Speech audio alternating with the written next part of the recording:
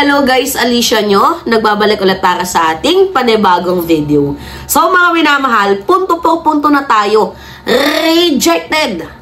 Habaan ko rejected po. Itong si Senator feeling main character na si Bongo. Feeling VIP. Alam niyo si Bongo yung tipo ng taong parang merong sakit na main character syndrome. Alam niyo yun? Yung tipong gusto ng yung gusto niya na susunod, yung parang everyone na attach sa mga sinasabi niya. Yung ganong syndrome ba, mga minamahal? Pa main character, pa VIP. Tandaan mo, Bongo, isa ka lamang alalay ng mga Duterte. And supposedly, di ba? Senador ka ng bansang Pilipinas. Dapat nagpapaka-public servant ka naman. Kaso, mukhang sa nakikita namin, parang self-serving yung ginagawa mo. Like, hindi ka senador ng bansang Pilipinas, pero senador ka ng mga Duterte.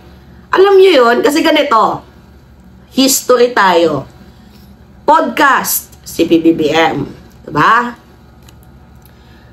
Nabanggit at natanong relasyon nyo sa mga Duterte. And then eventually, sinabi ng ating presidente na willing naman daw siya na makipag-ayos. Wait, there's more.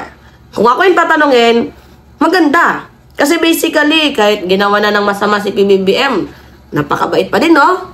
Siya pa yung gustong mag-approach na dapat magkaayos tayo. Pero it doesn't mean nahahayaan na lang yung krimen na ginawa ng mga Duterte. Maybe gusto lang ng ating presidente na makamit ang peace of mind. Alam niyo yun? Kasi tinuturing siyang kaaway ng mga Duterte kahit hindi naman siya kaaway. Ginagawa siyang kaaway kahit hindi naman dapat siyang kaaway. Hindi naman siya nakikipag-away. So, I think gusto ni PBBM na magkaroon ng peace of mind na ayusin natin to. Ano ba yung problema? At para naman sa ating bayan, gusto niya makamit ang kapayapaan. And syempre, may pagpatuloy mga minamahal yung pagsiservisyo sa bayan. Diba? At sinagot na din yan ni Atty. Claire Castro. Ito nga history muna tayo ha, bago tayo pumunta sa pagiging main character syndrome ni Bongo. Yan yung sagot ni Atty. Claire. Sobrang linaw. Basahin natin sa inyo mga minamahal ha. Alright. Maliwanag po ang sinabi ng Pangulo.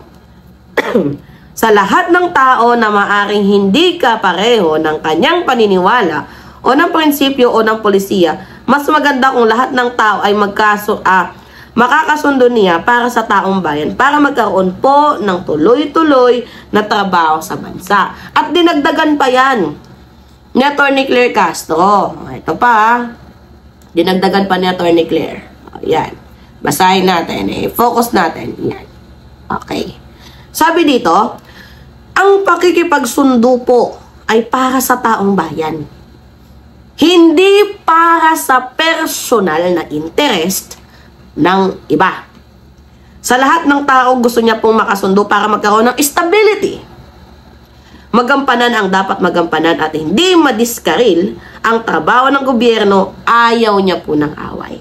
So basically, sinasabi ng ating presidente, diba? Via si Claire Castro, kasi mensahe din naman yun ng ating presidente, na, vinoise out lang ng kanyang tawag dito, presidential communication Yusek, na willing siyang makipag-ayos, pero it doesn't mean, nakalimutan na natin yung pagnanakaw sa kaban ng bayan, malakihang pagpatay, or yung mga korupsyon, or whatever na kasalanan nila.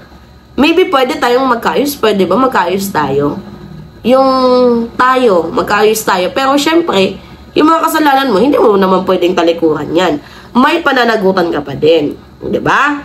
So, yung reconciliation, para po magkaroon ng stability. Gets ninyo? Ngayon, sumingit sa eksena itong si Senator Go. Sabi ni Go, pakita natin sa inyo, mga minamahal. Actually, mas magandang yan na lang natin. Yan. Yan yung sinabi ni Bongo. Okay? Basahin natin mga minamahal ha. Importante rito, yung sinseridad po. Focus ko muna sa mukha ko. Yan, malabo kasi mukha ko eh. Importante rito, yung sinseridad po ng bawat isa. Kung gusto nyo po ng reconciliation, pabalikin nyo muna si Tatay Digong. Dahil siya naman po ang dapat kausapin. Siya yung Elder Duterte. Siya po yung nagserbisyo sa ating mga kababayan noong nakaraang 6 na taon. So ngayon mga minamahal, sa madaling sabi, ang diskarte, diba, ni Senator Go, na bago pauwiin ng bansang bago matuloy yung reconciliation, may demand. Nandun na yung yung demand. 'Di ba? Na pauwiin mo muna. Pag pinauwi mo, I'm pretty sure kasi siya naman yung elder na Duterte, baka doon magkakaroon ng tinatawag na reconciliation. So sa madaling sabi, nag-demand si Senator Go na pauwiin mo kung gusto mo ng reconciliation, hindi ang dami mo pang satsat. Parang ganun. Yung gustong palabasin ni Senator Go. Ngayon, kung ako naman yung tatanungin, hindi reconciliation yung tawag doon. Di ba parang mas malala pa kayo sa CPP, NPA, NDF? Gusto nyo, parang peace talk. With condition. With agreement. Sige, yes. Willing kaming makipag-reconcile as long as pauwiin mo ng bansang Pilipinas itong si former President Duterte. Sabi pa nga ni PBBM sa kanyang interview ngayon, na ipapanood ko, no, no, no. Diba? Sabi ng ating presidente, sinabi yan na ni PBBM, that's not how works reconciliation. That's not how reconciliation works. Actually, ito yung sinabi. Mamaya, papanood natin yung video. Ito yung sinabi ng ating PBBM. Yan. Basa ninyo, mga minamahal. Diba? Alright, focus ko na sa sarili ko Basahin natin. Sabi ni PBBM, no, no, no, no, no. That's not how reconciliation works. You don't put condition to reconcile. To be exact, kasi ganito yung mangyayari. Pag sinunod ni PBBM yung demand, yung condition, yung agreement, yung terms and etc. blah blah blah ng mga Duterte, ang susunod dyan, ganun din yung gagawin ng iba. Liberal Party maybe baka ganun din. Diba? Kung magkaroon man ng hidwaan, meron din silang condition. Kasi nasimulan nila Bongo ng mga Duterte. So, nagiging fair lamang po ang presidente. Kunyari ako ganito. Siyempre alam nyo naman, tawag dito, kunyari may boyfriend ako. Tapos, nag-break kami. Ipaliwanag ko na lang sa inyo sa mas streetwise, di ba? Kwentong kalye. Napunta tuloy sa love life ko. May boyfriend ako. Naghiwalay kami. Tapos, nag-beg siya na makipagbalikan ako. Pero kung totoong mahal ko siya, hindi ko siya bibigyan ng kondisyon na bago ako makipagbalikan sa'yo, kailangan ganito ka. Bago ako makipagbalikan sa'yo, dapat ganito ka. No. Kung totoong mahal ko, yung taong yun, diba? Whatever reason ng aming breakup, hindi ko siya bibigyan ng kondisyon. Gets ninyo? Para magbalikan kami. Kunyari, sa buhay ninyo. Diba? Ako, tapos tayo na nanonood, magkaibigan tayo. Nagkaroon tayo ng hidwaan. Nakiusap ako na best friend. Pwede bang magkaayos tayo? Ayusin natin tong pagkakaibigan natin. Sayang naman. Diba? Baka sa haba ng memories na na-build up natin, sasayangin lang ba natin? So, nakikipag-ayos ako. Ikaw naman, na sinabihan ko ng mag-reconcile tayo, kung totoo, 'di ba, ka sa akin, hindi mo ko bibigyan ng kondisyon. Kasi pag binigyan mo ko ng kondisyon, ibig sabihin, pag nangyari ulit yung ano natin, ganun ulit yung gagawin mo. Nasasabihin mo na, hindi, bago ka makipag-ayos, bayaran mo muna yung moral damages mo, yung mga ganyan-ganyan. No! Hindi ganun. At maybe baka pag nalaman niya ng iba kong mga friends na nag-beg ako, tapos, you know, binigyan mo ko ng condition, tapos ginawa ko, baka ganun na din ang gawin ng iba kong friends. So, sabi nga ni PBBM, that's not reconciliation works. Gets ninyo, mga minamahal? Okay. Sabi pa, that's not even a negotiation. Hindi po yan negosyo. That's demanding. Those are setting condition that you know, Bongo, demanding ka daw, sabi ng presidente. Pakita natin. Demanding ka pala, Senator Go. Yan o. Malinaw. Sinabi ng ating presidente, that's demanding. That's demanding. Diba? Sinisipon ako. By the way, salamat sa mga nagko-comment na Flumosil daw. Tinry ko yung gamot na yun, yung hinahalo sa may water, para lang siyang Sprite. So, medyo nabawasan yung ubo ko. Dry cough ako, pero napalabas ng Flumosil yung ubo ko. Wait lang. Sisinga muna ako. Napalabas ng Flumosil yung mga plema sa baga ko. Diba? To the point na yung iba na nasisinga ko na siya. Kasi dati dry cough lang ako. Ngayon, may plema na. By the way, salamat sa mga viewers natin na nag-comment. Sobrang thank you. I love you all, guys. Ngayon, panoodin natin yung video. Okay. Panood natin yung video, mga minamahal, Alright. Sa Pangulo at mga Duterte kung mapapauwi sa Pilipinas si dating Pangulong Rodrigo Duterte. Sumagot din si Pangulong Marcos sa mga pumupuna sa programa ng pamahalaan na 20 pesos kada kilong bigas. Hindi raw ito basta pagpapapogi lang. Narito ang aking unang balita. That's not how reconciliation works. You don't put conditions to reconcile.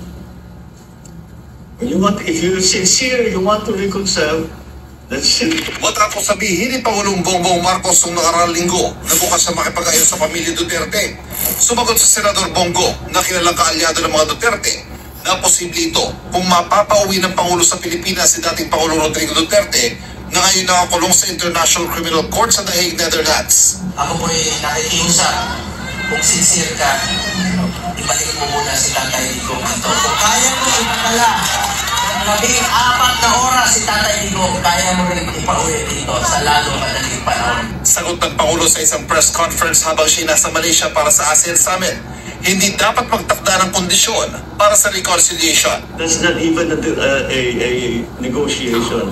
That's demanding. Those are setting conditions. That, you know, kung isasabihin mo, hindi ako makikipag-usap hanggang ibigay mo sa akin ito, wala pupuntahan na. Kung kaya ko ayusin, di ayusin ko para tapos na to. Ayoko nga ng kaaway.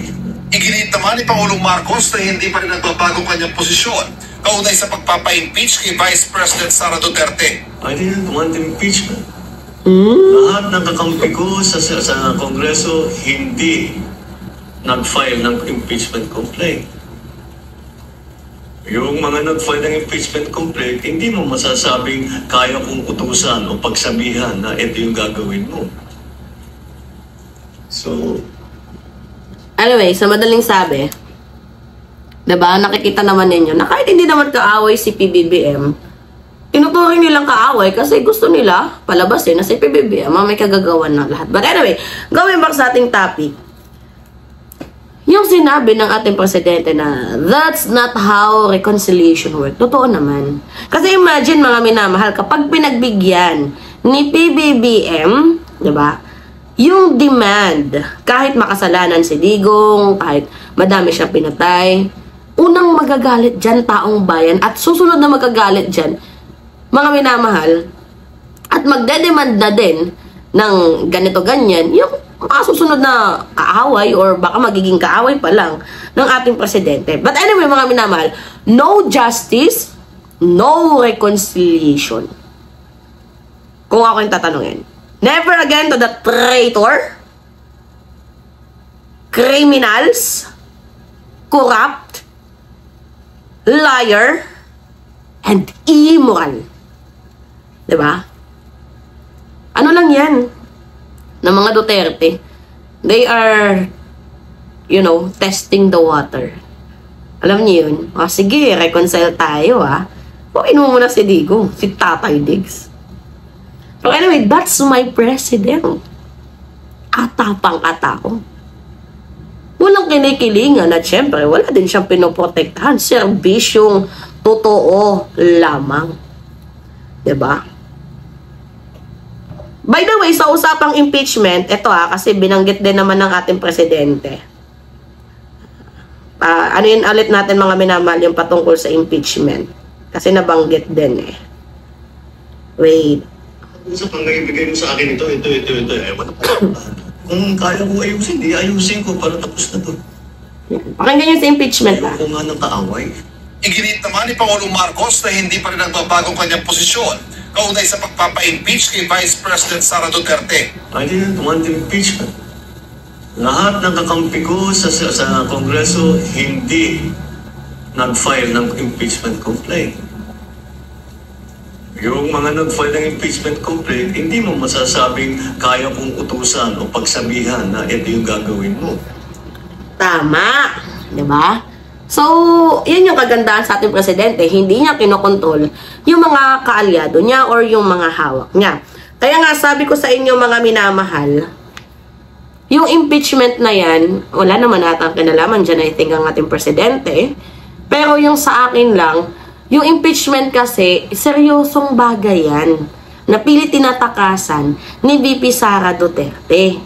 Gets ninyo? Kaya dapat panagutin yan ni VP Sara. Hindi naman hawak ni PBBM yung utak ng mga kongresista na nag-file. Diba? Eh ngayon, dahil nanalo itong si Luistro, tapos, diba, sa prosecutor may mga natalo at ipinalit itong si De Lima. Si De Lima, mga minamahal, best person na ilagay dyan sa posisyon na yan bilang isang prosecutor. Diba? Gets ninyo? Hindi, kung ang presidente ayaw ng impeachment, kami, gusto namin. Kami mga vloggers. Kaya suportado namin si De Lima na i-boost niya ang prosecution laban kay Sara Duterte para sa impeachment trial. Yan. Total na pag-usapan din naman ng impeachment, diba? Kung ang presidente ayaw ng impeachment, kami, yes, gusto namin. Walang pwedeng pumigil dyan. Mamamayang liberal ML-elect Leila De Lima, inclusion in the House prosecution panel for the upcoming impeachment trial of Vice President Sara Duterte will not pose any conflict and instead strengthen the case, according to Assistant Minority Leader Lanao del Sur, Representative Zea Alonto Adjong. There is no conflict because based on the rules state that must be a member of the House of Representatives. So Congressman De Lima will be the member of the House Representative in the 20th Congress. So wala namang problema dito kay De Lima. Agree ba kayo na maging prosecutor itong si De Lima? For me, yes. Yes na yes. Dahil unang-una, si De Lima ay isang lawyer. Diba? Legal expert din. Nag-serve din bilang DOJ nung panahon ni Ninoy. Diba? Tapos isa din siya sa members ng prosecution na diba? Sa impeachment trial ni Corona dati, ni Chief Justice Corona. Kaya nga nadiin nila Pero mali yung ginawa kay Corona. Sa totoo lang. Sobrang mali kaya si Corona namatay sa kulungan. Pero anyway, magaling siyang prosecutor kung ganun. Kasi diba, to the point na napa-impeach nila yung tao. He added that the lower chamber may also seek the help of external legal expert, especially those who appeared as member of the prosecution during the 2012 impeachment trial of then Chief Justice Renato Corona. So Adjong also said De Lima would be able to help prosecute impeachment charges related to the former administration brutal drug war. Dahil isa sa mga tatalakayin sa impeachment is yung extrajudicial killings, na itong si De Lima ay isa sa mga biktima ng AJK, hindi lang namatay, pero biktima ng madugong drug war ni Digong. Diba? Isa sa mga article of impeachment is yung AJK. And I guess, diba, may malawakang background doon si De Lima sa issue ng AJK dahil siya ay isang expert na mambabatas. At beside, naranasan niya ang hagupit ng mga Duterte nung siya ay, diba, ginawa ng fabricated case. Article 5 yun. Anyway, mga minamahal yun po. 20 minutes na tayo, guys. Alright. So, it's me again, Alicia nyo. Nagbabalik ulit para sa ating panibagong video. Maraming salamat at ingat mga kababayan.